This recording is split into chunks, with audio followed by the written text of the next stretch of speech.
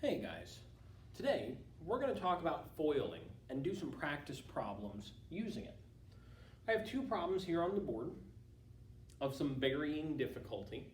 If you want to pause the video and try those out and then restart it up and watch us go over them together, check your answers, by all means, try that out. If you're just getting started and want to go right into the explanations, see firsthand what we do, well, we're going to get that underway. So I have it written right over here just to keep us in mind what FOIL stands for. First, outside, inside, last. We use it as the order of multiplication whenever we are multiplying these two binomials. It kind of helps us know what terms to multiply when. So let's take a look at this first problem. First stands for multiplying the first terms of each binomial. So what's the first term of this binomial? Yeah, it's 2x, right? What's the first term of this binomial? 5x. So those two are going to multiply in our first step. I'll label it with a F here on this line. We'll see how crowded and convoluted this gets as I go on. 2x times 5x. Let's remember whenever we're multiplying numbers with coefficients and variables, they multiply separately, but they are written together as in the product. So 2 times 5 is going to get us 10, and x times x will get us x squared. All right, so first down. Let's move on to O for outside. This stands for the two outermost numbers in the binomials. So if we were looking at this as one long line of numbers, which two are on the outside? Yeah, 2x and 3. So this is the O step. 2x times 3, well, 2 times 3 is 6. And then there's just an x, so it's not going to change. So 6x. Outside is done. Now let's take a look at inside. Well, if outside meant the two farthest out numbers, inside probably means the two closest in numbers. And that's exactly what it is right here. -1 and 5x. This is our inside step. So -1 times 5x is going to make -5x. We have one last step to complete here, and that is last.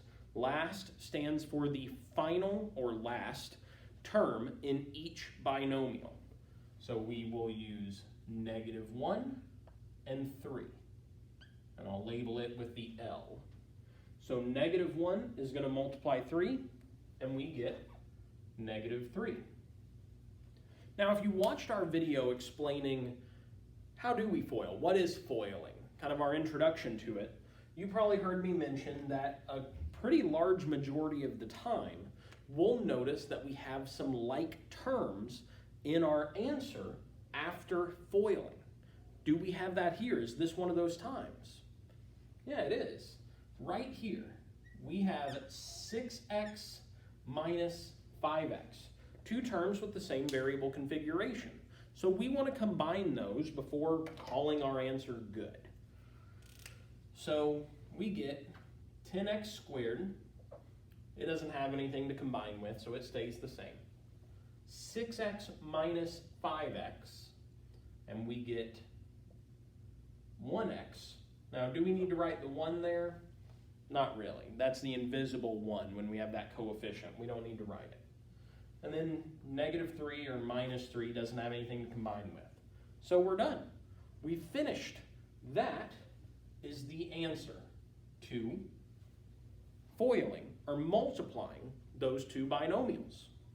Let's take a look at our second problem. 2a plus x times 7b minus 4y. Now this one does seem a little scary, not going to lie. There's a lot of variables here. We have 4 different variables. But here's a really important thing to remember, is that just because we have more variables doesn't mean a problem is going to be more difficult. It just means we got to write a couple other letters in there. But really, we're not doing anything different at all. And I'll show you. I'm not going to do the big thing here on this problem just because I don't want to clutter it up too much. But you'll be able to follow along and take a look at where the numbers are placed when we talk about multiplying them. So we're going to start with the first two terms, 2a and 7b. So these two are going to multiply. 2 times 7 is going to be 14. And then what would a times b be? Yeah, that's pretty simple. That's just ab. Okay, outside, the two outermost terms. 2a times negative 4y. Well, that is negative 8, for 2 times negative 4. And then a times y is ay. Next up, we are going to multiply the two inside terms. They're on the interior of the expression, x times 7b, and we get 7bx. Finally, the last two terms, we have x and negative 4y, because we're looking for the last term of each binomial. We have x times negative 4y. Well, that's negative 4, because it doesn't have anything to multiply here other than 1. And then x and y make xy. So, do we have anything to combine this time? If you remember, I said a lot of the time we have something to combine, unless we have kind of an unusual looking set of binomials we're multiplying. Now, it's possible I would qualify this one as unusual. Whenever we have this many different variables, it's pretty rare that we're going to be able to combine like terms. It's still worth checking to make sure we can't, but it's pretty unusual. If we look here, we have an AB. Do we have any other ABs? No. We have an AY. Do we have any other AYs? No. BX, only one, and XY, the only one. So in a problem like this, there's nothing more we can do. This is just simply our fully simplified answer to the problem. We're done. All right. I know this was kind of a weird one, but it will come up occasionally. But traditionally, whenever we're talking about FOILing, and especially as we continue to get on through your high school algebra classes, the 99% of the time, kind of majority, you're going to just be doing problems like this. An x term and a whole number multiplying with another x term and a whole number. If you have any questions about these two problems, feel free to drop them below and I'll get back to you if I have the opportunity. Otherwise, thanks for watching, guys, and I'll see you next time.